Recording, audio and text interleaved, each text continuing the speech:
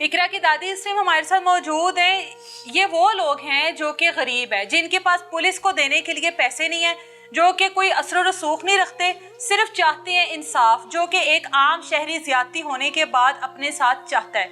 लेकिन अभी स्टिल इनको धमकियां दी जा रही हैं, इनके ऊपर नजर रखी जा रही है कि किसी किस्म की कोई ऐसी ये कार्रवाई ना करे जो कि उनके खिलाफ जाए।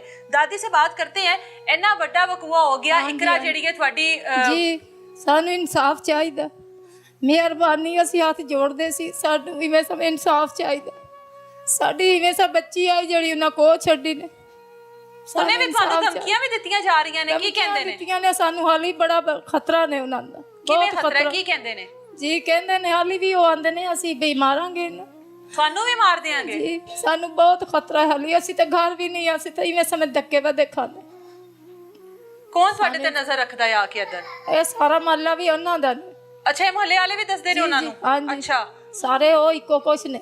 ਤੁਸੀਂ ਹੁਣੇ ਦੱਸ ਰਹੇ ਸੀ ਕਿ ਹੁਣੇ ਵੀ ਮੁੰਡਾ ਥੱਲੇ ਖੜਾ ਰਹਿ ਕੇ ਹੁਣ ਵੀ ਖੜਾ ਨੇ। ਕੀ ਕਹਿ ਰਿਹਾ ਹੁਣ, ਕੀ ਹਰਕਤਾਂ ਕਰਦਾ ਹੈ? ਕਿਧਰੇ ਫੋਨ ਤੇ ਲੱਗਾ ਖੜਾ ਸੀ, ਇੱਧਰ ਵੇਂਦਾ ਤੇ ਉਹ ਬਸ ਫੋਨ ਹੀ ਕੀਤੀ ਜਾਂਦਾ। ਕੋਈ ਇਤਲਾਹ ਦਿੰਦਾ ਹੈ ਕਿ ਕੌਣ ਆਂਦਾ ਹੈ ਇੱਧਰ, ਕੌਣ ਜਾਂਦਾ ਹੈ? ਇਤਲਾਹ ਦਿੰਦਾ ਹੈ ਕੋਈ? ਉਸੇ ਇਹੋ ਵੀ ਹੈ ਨਾ, ਸਾਨੂੰ ਤੇ ਇਨਸਾਫ ਹੀ ਚਾਹੀਦਾ। ਸਾਡੀ ਬੱਚੀ ਕੁਸ ਗਈ ਨੇ, ਕੋਈ ਸਾਡੀ ਸੋਹਣੀ ਨਹੀਂ ਰਿਹਾ, ਗਰੀਬਾਂ ਦੀ। ਅਸੀਂ ਪਰਦੇਸੀ ਇੱਥੇ ਆਇਆ ਕਮਾਣ, ਤੇ ਨਿੱਕੇ ਵੱਡੇ ਅਸੀਂ ਕਮਾਣ ਲੱਗੇ ਆ ਤੇ ਸਾਡੀ ਕੋਈ ਨਹੀਂ ਸੁਣ ਰਿਹਾ। ਸਾਡੀ ਬੱਚੀ ਉਹਨਾਂ ਕੋਲ ਛੱਡੀ, ਖਾ ਲਈ ਉਹਨਾਂ ਰੜਕ ਲਈ, कोई सानू समझ नहीं आ रही। कौन धमकियां लगा रहा है और किससे खतरा है अभी आपको? इन गांव वालों से खतरा है। वो अभी नीचे आपकी गाड़ी के पास लड़का खड़ा हुआ है, उनको पीछे बता रहा है अच्छा कि जी इधर मीडिया आई हुई है, ठीक है, फौरन रिपोर्टें दे रहा है। अच्छा, अभी आप लोगों को भी थ्रेट किया जा रहा है, हमें धमकियां लगाते हैं अच्छा। कि कोई कार्रवाई करेंगे तो जैसे उसको मारा है आप लोगों को ऐसे ही मारेंगे। इकरा को सबसे पहले किसने देखा था जाकर? जब ये इतला मिली आप लोगों को, इतला किसने दी है?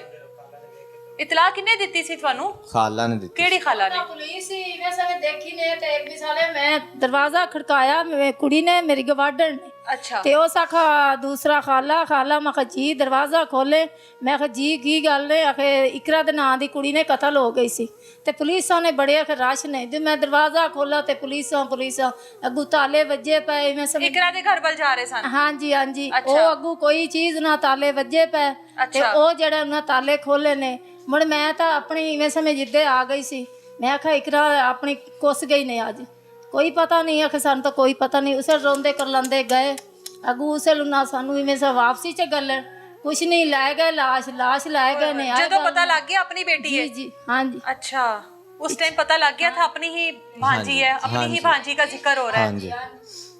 पता लग गया था। पुलिस ने नहीं देखने दिया उस वक्त आपको? नहीं, सानू नहीं। आप लोगों ने वो अभी हमें अपनी जान का भी खतरा है ना, धमकियां लगा रहे हैं, हमारे साथ किसी टाइम कुछ भी हो सकता है। बहुत खतरा है, हाली भी बहुत। हम बाहर निकलते हैं तो हमें तो ये भी खतरा है कि जैसे वो धमकियां लगा सिर्फ इस वजह से क्योंकि पुलिस साथ नहीं दे रही। पुलिस ने साथ पुलिस आप लोगों को तहफ़्फ़ुज़ नहीं दे रही। सिर्फ इस वजह से आप लोगों को भी अब खतरा है, या आप लोगों की भी जान के साथ कोई ना कोई नुकसान किया जाएगा। कुछ कर लेने तो बाद च सानू कहण के इन्हां ने खुद अपनी बच्ची दा बदला लिया। आप पकड़ लो। इन्हां ने खुद कर देन अपने आप नूं, कुछ फैर मार देन, कुछ मार देन ते कहण के इन्हां ने अपनी बच्ची दा बदला ले लिया। बिल्कुल सानू ये खतरा हो रहा, हुण अपनी जान ते ही खतरा हो रहा। ਤੁਸੀਂ ਵੈਸੇ ਮਾਂ ਜੀ ਪਿੱਛੇ ਘਰ ਤੁਹਾਡਾ ਜਿਹੜਾ ਆਪਣਾ ਅਬਾਈ ਤੁਹਾਡਾ ਘਰ ਹੈ ਕਿੱਥੋਂ ਦੇ ਹੋ ਤੁਸੀਂ? ਬੂਰੇ ਵਾਲਾ ਤੋਂ? ਅੱਛਾ, ਇੱਥੇ ਕਿੰਨੇ ਸਾਲਾਂ ਤੋਂ ਜੇ ਲਾਹੌਰ ਵਿੱਚ? ਸਾਨੂੰ 10-12 ਸਾਲ ਹੋ ਗਏ ਨੇ। ਇੱਥੇ ਰੋਜ਼ਗਾਰ ਲਈ ਆਏ ਸੀ, ਕੰਮਕਾਰ ਕਰਨ ਲਈ? ਜਦੋਂ ਤੁਸੀਂ ਇੱਧਰ ਆਏ ਹੋਵੋਗੇ ਤੇ ਇਕਰਾ ਤੇ 10 ਸਾਲਾਂ ਦੀ ਹੋਏਗੀ, ਛੋਟੀ ਜਿਹੀ ਹੋਣੀ ਹੈ ਨਾ, ਤੇ ਹੁਣ 20 ਸਾਲ ਦੀ। ਤੇ ਤੁਹਾਨੂੰ ਤੇ ਇਹ ਨਹੀਂ ਰਾਸ ਆਇਆ ਨਾ ਫਿਰ ਆਣਾ, ਹਨਾ? ਸਾਨੂੰ ਕਿੱਥੇ ਰਾਸ ਆ, ਸਾਨੂੰ ਤਲਾੜੀ ਗਿਆ। ਸਾਡੇ ਤਲੋਰ ਹੈ ਹੀ ਹੁਣ ਕਹਿੰਦਾ ਕਿ ਖਾ ਲਈ ਸਾਡੀ ਬੱਚੀ ਲੋਰ। 18 ਸਾਲਾਂ ਚ ਉਹ ਤੇ ਗੁਜ਼ਰ ਗਈ, ਦੁਨੀਆ ਤੋਂ ਟੁਰ ਵੀ ਗਈ। ਉਹਨਾਂ ਕੋ ਛੱਡਾ, ਦੁਨੀਆ ਤੋਂ ਨਾ ਟੋਰ ਛੱਡਾ ਨੇ। ਬਸ ਜ਼ਲੀਲ ਪਰੇਸ਼ਾਨ ਸਾਨੂੰ ਵਾਕ ਕੀਤਾ ਨੇ, ਸਾਡੀ ਕੋਈ ਵੀ ਨਹੀਂ ਸੁਣ ਰਿਹਾ। ਹੁਣ ਅਫਸੋਸ ਹੁੰਦਾ ਹੈ ਕਿ ਇਕਰਾ ਦੀ ਸ਼ਾਦੀ ਨਾ ਹੀ ਕਰਦੇ? ਹਾਂਜੀ ਬਿਲਕੁਲ। ਦੁੱਖ ਹੁੰਦਾ ਹੈ ਨਾ ਹੁਣ ਮਾਂ ਜੀ ਤੇ ਕੋ, ਹੁਣ ਦੁੱਖ ਹੁੰਦਾ ਹੈ ਨਾ ਕਿ ਨਾ ਸ਼ਾਦੀ ਹੁੰਦੀ। ਦੁੱਖ ਨੇ। ਅਸਾਂ ਤਸਵੀਰਾਂ ਵੇਖ ਤੇ ਉਹਦੀਆਂ ਰੋ ਰਹੇ ਔਰ ਸਾਨੂੰ ਕੁਝ ਵੀ ਨਹੀਂ ਮਿਲ ਰਿਹਾ। ਬਹੁਤ ਪਰੇਸ਼ਾਨੀਆਂ ਨੇ। ਕੱਲ ਉਹਨੂੰ ਸਾਤੇ ਦਾ ਖਤਮ ਦਿਵਾਇਆ ਸੀ, ਹਾਲੀ ਉਹਦੀ ਦਾਦੋ ਸਾਰੇ ਉੱਥੇ ਪਿੰਡ ਨੇ ਕੁਛ ਅਸੀਂ ਆ ਗਏ ਇੱਥੇ, ਸਾਡੀ ਕੋਈ ਸੁਣ। ਤੀਸਰਾ ਕਰਾ ਤੇ ਅਸੀਂ ਆ ਗਏ ਇੱਥੇ। ایک بیٹی کی شادی کی 6 ماہ میں 3 بار اس کا حمل ضائع کروایا گیا. اب وہ پھر سے حاملہ تھی, اس کے ساتھ زیادتی کی گئی بقول ان کے کہ اس کے ساتھ زیادتی اس کے جو پہلی بیوی ہے اس کے باپ نے, اس کے 2 بھائیوں نے, اس کے شوہر کے سامنے, اس کے شوہر کی موجودگی میں یہ سب کچھ ہوا. پیروں کے ناخن توڑ دیے گئے, اس کے اوپر تشدد کیا گیا, کلائیاں توڑ دی گئی. اس ٹائم اس لڑکی نے کتنی آہو بکا کی ہوگی, اپنی ماں کو کس طرح سے آوازیں دی ہوں گی کہ مجھے بچا لو, بھائی کو, دادی کو, ماموں کو. ماموں مسلسل یہاں پر رو رہے ہیں. یقیناً ان کی اپنی بھانجی کے ساتھ جو تعلق ہے وہ بڑا گہرا تعلق ہوگا. تو اللہ تعالیٰ کی ذات ان کو صبر دے.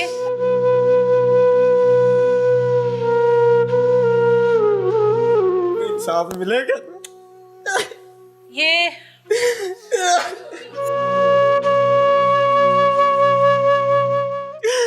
اس کے بازو توڑ دیے.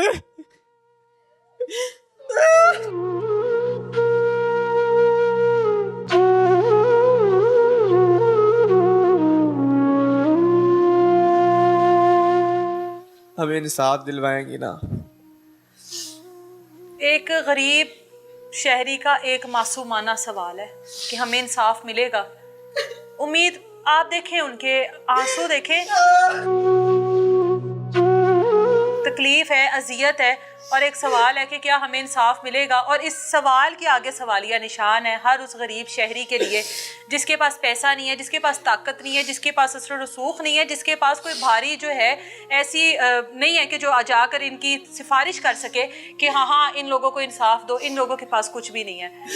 اس عدالت میں, اس جہان میں نہ ملا تو اللہ کے اوپر یقین رکھے. اللہ پر یقین ہے نا, اللہ انصاف دے گا. وہاں پر بھی تو ایک عدالت لگنی ہے کہ نہیں لگنی؟ بالکل لگنی. تو اس عدالت پر انصاف کی امید رکھے نا. ادھر کے لوگوں سے, ادھر کے اداروں سے کیا امید رکھنی؟ بالکل.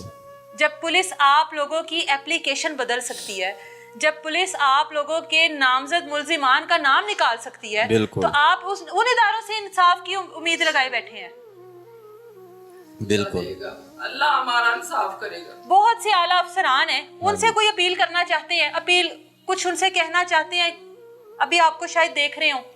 میں کرنا چاہتا ہوں جتنے بھی ہیں, ہماری جو مریم نواز ہے, بالکل, میں ان کو میسج دینا چاہتا ہوں کہ ان کے خلاف ایکشن لے, ہمیں انصاف دلوائے, ہم پھر مانیں. نہیں تو ہمارے لیے کوئی افسر نہیں, کوئی کچھ.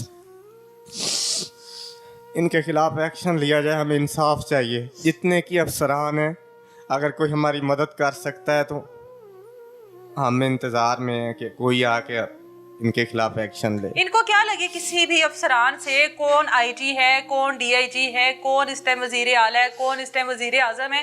اگر ان کو انصاف نہیں ملا تو ان کے لیے کس کام کا, چاہے دنیا میں جو کچھ مرضی ہوتا رہے. اگر ان کو ان کی بیٹی کا, اقرا کا انصاف نہیں ملا جو کہ حاملہ 3 بار ہوئی ہے, مجھے افسوس ہے اس بار بھی حاملہ ہوتے ہوئے اس کے اوپر اتنا بدترین تشدد کیا گیا. جب اس